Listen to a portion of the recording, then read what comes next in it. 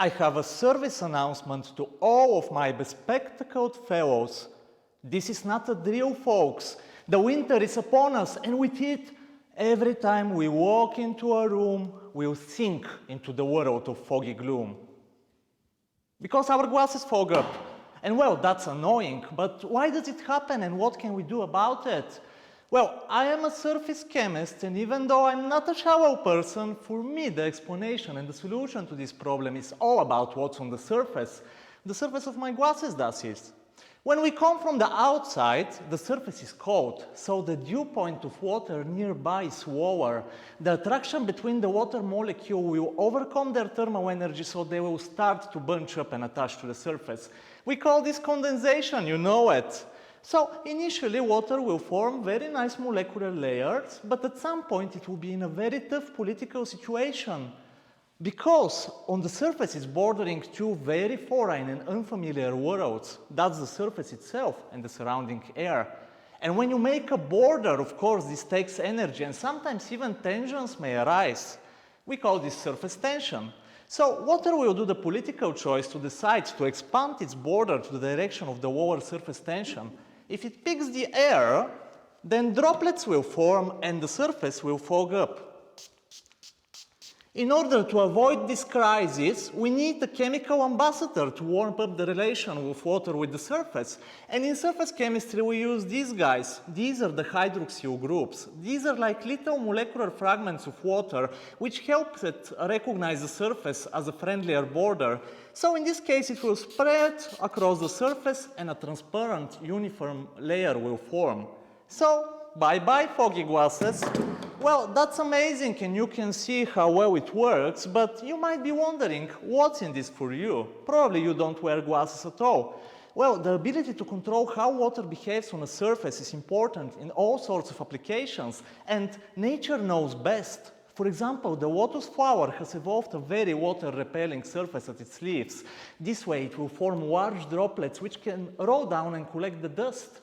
In the Namibian desert, there is a beetle that has engineered a complex patchwork of water-repelling and water-attracting surfaces at its wings.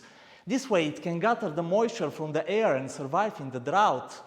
In my field of surface chemistry, these types of amphiphilic coatings are just emerging, and they are the hottest research topic, but we still have to learn from nature. Finally, science, it helps us not only clearly see our immediate surroundings, but also open a window to the future, where the possibilities are many if one has imagination. Thank you, guys.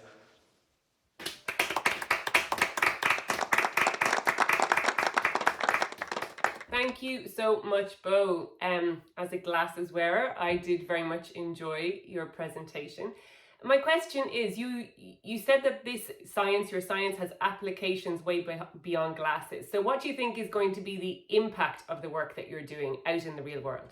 Well, there are lots and lots of applications of this, and the most important ones are being able to create self-cleaning surfaces, which will take less energy to clean. And last time I talked about the self-cleaning windows, but there are some other great examples.